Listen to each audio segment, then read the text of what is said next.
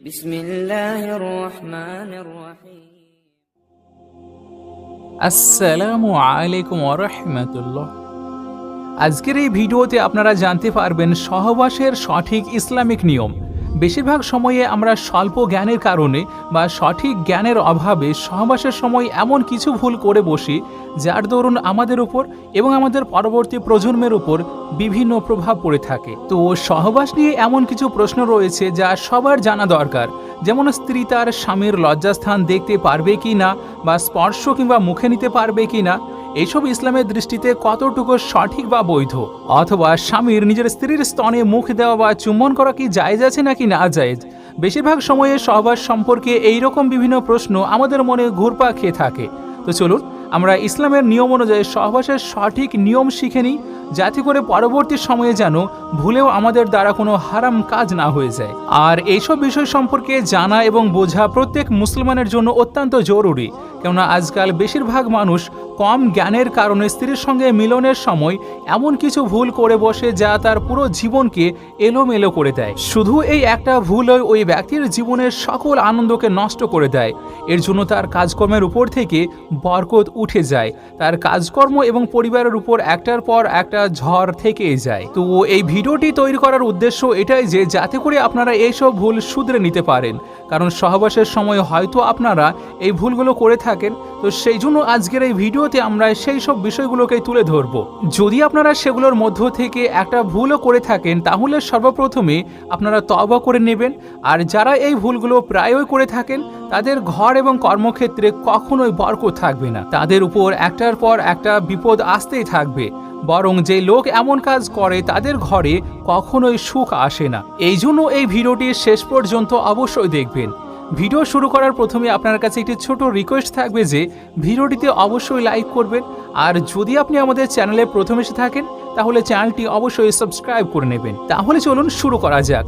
প্রথম মাশআআল্লাহ, স্ত্রীর সঙ্গে মিলিত হওয়ার সময় অর্থাৎ সহবাস করার সময় যদি আপনার অন্য কাউকে মনে পড়ে যায়, যেমন আপনি আপনার স্ত্রীর সঙ্গে রয়েছেন কিন্তু আপনার মাথাতে অন্য কিছু ঘুরছে, তো কান খুলে শুনে রাখুন, এটা এক ধরনের জিনা হয়ে যাবে। যদিও আপনি আপনার স্ত্রীর সঙ্গে মিলিত হচ্ছেন তবুও এটা জিনা হিসাবে গণ্য করা হবে, তার কারণ আপনি আপনার স্ত্রীর সঙ্গে সহবাসের সময় অন্য কাউকে মনে করছেন। আর এই একই বিষয় মহিলাদের জন্য প্রযোজ্য। যদি সে তার স্বামীর সঙ্গে মিলিত হয় কিন্তু তার মনে অন্য কিছু চলছে, অর্থাৎ অন্য কাউকে কল্পনা করছে, তবে নারীদের ক্ষেত্রেও এটা জিনা হিসাবে লেখা হবে। আর এই মাশআআল্লাহটি সর্বপ্রথম এই জন্য বলা হলো কারণ আজকালকার যুবকদের এটা অনেক বড় একটা ভুল।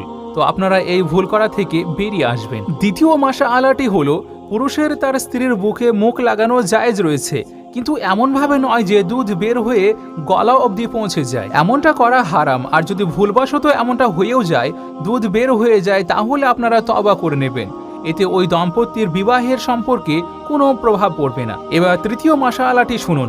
নারী এবং পুরুষের অর্থাৎ স্বামী স্ত্রীর একে অপরের দেহে নেত্রপাত করা মানে দর্শন করা, একে অপরের স্পর্শ করা তো জায়েজ, কিন্তু ইসলামে হুকুম দেওয়া হয়েছে লজ্জাস্থানের প্রতি দৃষ্টিপাত না করতে। এক্ষেত্রে পুরুষ হোক কিংবা নারী লজ্জাস্থানের দিকে দৃষ্টি না দেওয়াই উত্তম হবে, এতে বিয়েও দুর্বল হয়ে যায়। এছাড়াও কিছু কিতাবে লেখা আছে এটা করলে চোখের দৃষ্টির শক্তি কমে যায়। চতুর্থ মাশআআল্লাহটি হলো পুরুষ নিচে থাকবে এবং নারী উপরে থাকবে, এটি কিন্তু সহবাসের সঠিক ধর্ম নয়। এতে নারীর বাঞ্জা হয়ে যাওয়ার সম্ভাবনা থাকে। মানে যদি কোনো মানুষ এইভাবে সহবাস করে অর্থাৎ পুরুষ নিচে এবং নারী তার উপরে, তাহলে তার স্ত্রী বাঞ্জা হয়ে যাওয়া অর্থাৎ তার স্ত্রী বাচ্চা জন্ম দেওয়ার ক্ষমতা হারিয়ে ফেলতে পারে। আর এই ধরনের পজিশনে পুরুষের লিঙ্গে চোট পাওয়ার সম্ভাবনা থাকে, তো এটির দিকে অবশ্যই খেয়াল রাখতে হবে। পঞ্চম মাশআআল্লাহটি হলো সহবাস সম্পূর্ণ করার পর যখনই আপনারা পৃথক হয়ে যাবেন অর্থাৎ আপনাদের মিলন সম্পূর্ণ হবে, তখন নারী এবং পুরুষ উভয়েই আলাদা আলাদা কাপড় ব্যবহার করবেন নিজেদের লজ্জাস্থানকে পরিষ্কার করার জন্য।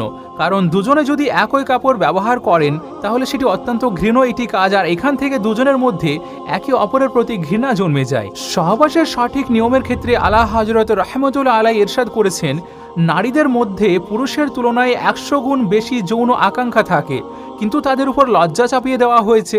তো সেই জন্য কোনো পুরুষের বীর্যপাতের সঙ্গে সঙ্গে সে যেন তার স্ত্রী থেকে আলাদা না হয়ে যায়। সবসময় চেষ্টা করবেন যতক্ষণ না সে পরিপূর্ণ তৃপ্তি লাভ করবে ততক্ষণ তাকে না ছেড়ে দেওয়ার। কিছু সময় অপেক্ষা করবেন, তারপর যেন আলাদা হয়ে যাবেন। এমনইভাবে মিলনের পূর্বে বিসমিল্লাহ শরীফ পড়া সুন্নত। কিন্তু মনে রাখতে হবে বিসমিল্লাহ শরীফ পরিধানকৃত পোশাক খুলে ফেলার পূর্বে পড়তে হবে। আরও উত্তম হয় যখন সহবাসের উদ্দেশ্যে একটা ঘরে প্রবেশ করবেন তখন ডান পা আগে প্রবেশ করবেন, তারপর বিসমিল্লাহ পড়ে নেবেন। আর আপনারা যদি সবসময় এমনটা করেন তাহলে শয়তান কোনোভাবে ঘরে প্রবেশ করতে পারবে না। আর যদি আপনারা এমনটি না করে থাকেন, মানে সহবাসের পূর্বে সহবাসের দোয়া কিংবা বিসমিল্লাহ না পড়েন, তাহলে শয়তান আপনার সঙ্গে এবং আপনার স্ত্রীর সঙ্গে মিলিত হয়ে থাকে, আপনার সঙ্গে সহবাসের শরিক হয়। এখন এটা খুবই চিন্তার বিষয়। আপনি নিশ্চয়ই চাইবেন না আপনার স্ত্রীকে কেউ দেখুক, এমনকি আপনার স্ত্রীর নখ পর্যন্ত অন্য কেউ দর্শন করুক। যদি আপনি বিসমিল্লাহ না পড়েন তো হাদিসে এসেছে এই সময় শয়তান আপনার স্ত্রীর সঙ্গে সহবাসে লিপ্ত হয়।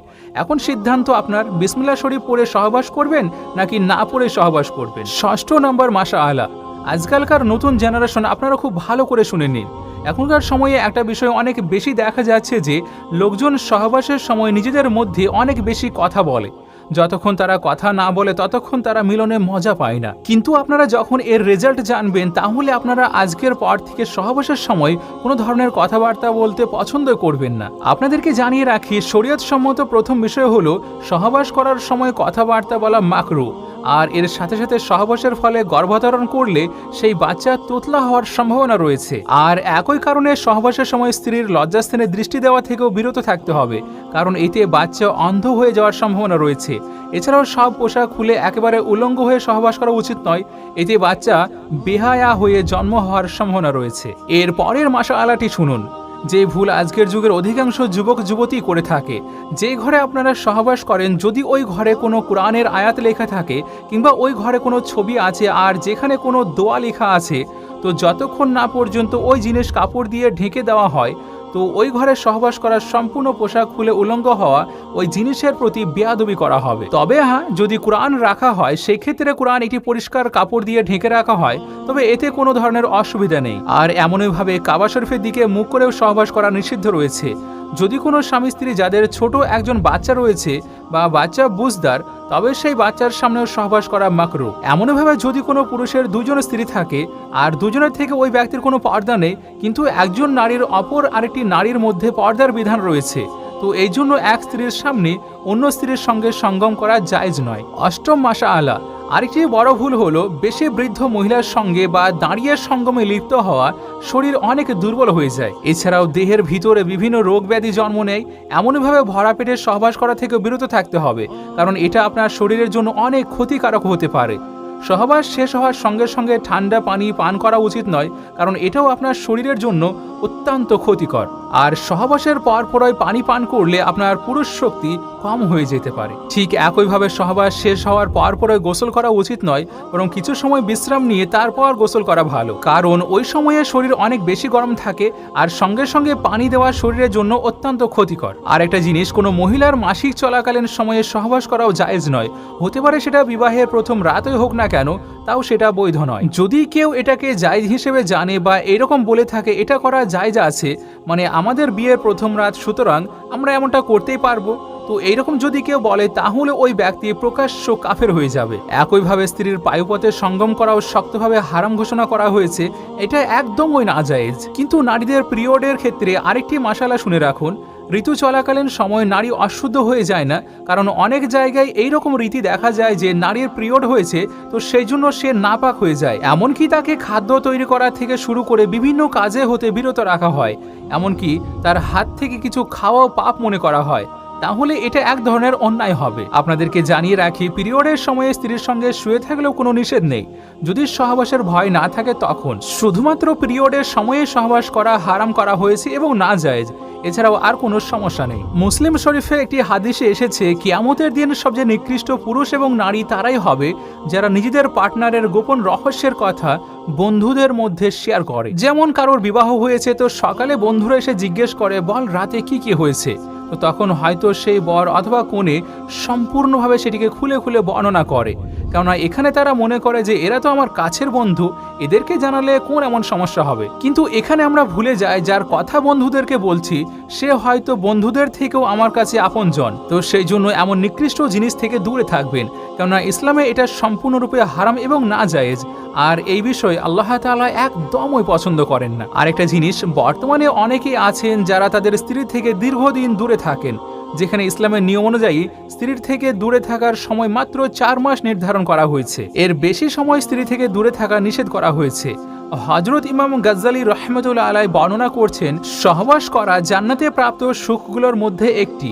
হযরত জুনায়েদ বাগদাদী রাহমাতুল্লাহ আলাইহি বলেছেন, মানুষের জন্য সহবাস এমন এক প্রয়োজন যেমন দিনের জন্য সূর্যের, কেননা রাত্রি হৃদয়ের সুখের একটি সুখ। হাদিসে মুবারাকাতে এসেছে, জিনা করা যেমন হারাম এবং গুনাহ, ঠিক তেমনই স্ত্রীর সঙ্গে মিলিত হওয়া পুণ্যের কাজ।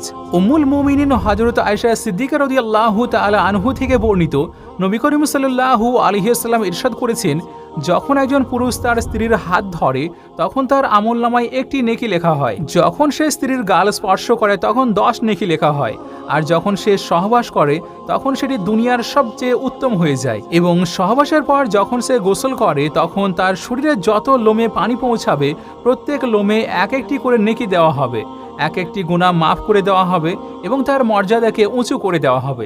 হযরত আব্দুল্লাহ ইবনে মাসউদ রাদিয়াল্লাহু তাআলা আনহুর নিকট এক ব্যক্তি জিজ্ঞেস করলেন, আমার যে মেয়ের সঙ্গে বিবাহ হতে যাচ্ছে আমার মনে হয় সে আমাকে পছন্দ করবে না। তখন আপনি বললেন, মোহাব্বত আল্লাহর তরফ থেকে আসে আর ঘৃণা শয়তানের থেকে। তুমি এক কাজ করো, যখন ওই মেয়ের সঙ্গে প্রথমবার মিলিত হবে তার পূর্বে 2 রাকাত নফল নামাজ পড়ে শুকরিয়া আদায় করবে, আর এমনভাবে আদায় করবে যেন তুমি ইমাম আর সে তোমার অনুসারী, অর্থাৎ নামাজের জন্য পুরুষ আগে দাঁড়াবে এবং স্ত্রী তার পিছনে, আর 2 রাকাত নফল নামাজ আদায় করবে। তাহলে ইনশাআল্লাহ আল্লাহ তাআলা তোমার স্ত্রীর হৃদয়ে মুহাব্বত জাগিয়ে দেবেন। তো এই সম্পূর্ণ বিষয়টি বিয়ের প্রথম রাতে রয়েছিল। যাদের বিবাহ হয়েছে তারা নিশ্চয়ই প্রথম রাতে নফল নামাজ আদায় করেছেন, আর যারা বিবাহ করেননি তারা অবশ্যই আদায় করবেন। এতে আপনার সম্পর্ক যেমন পবিত্র হবে তেমন মহাব্বতও বৃদ্ধি পাবে। কিন্তু বর্তমান সময়ের দিকে তাকালে দেখা যায় মানুষের মধ্যে এত স্বল্প ইলম যে তারা সবকিছু ভুলে যায়। বিয়ের পরে এক নতুন জীবনের সূচনা ঘটে। তো যারা যুবক এবং যুবতী তারা যেন ইসলামিক উপায়ে তাদের নতুন জীবনকে শুরু করে, যেন ভবিষ্যৎ সময়ে তাদের জীবনে আল্লাহর তরফ থেকে রহমত নেমে আসে, বিবাহিত জীবন সুখের ও সুন্দর হয়। সেই জন্য নিয়ত করে রাখুন, বিয়ের প্রথম রাত্রিকে ইসলামিক শরীয়ত মোতাবেক পালন করবেন ইনশাআল্লাহ। আল্লাহর কাছে দোয়া করি যে আল্লাহ যেন সবাইকে সঠিক রাস্তাতে চলার তৌফিক দান করেন, আমিন। ভিডিওটি যদি আপনার সামান্যতম ভালো লেগে থাকে তাহলে এটি সওয়াবের নিয়তে অবশ্যই শেয়ার করবেন, যাতে করে এখান থেকে অন্য যুবক যুবতীরাও শিখতে পারে। আর সেই সঙ্গে যদি আপনার কোনো প্রশ্ন থাকে তাহলে অবশ্যই করবেন, আমরা ইনশাআল্লাহ উত্তর দেওয়ার চেষ্টা করব।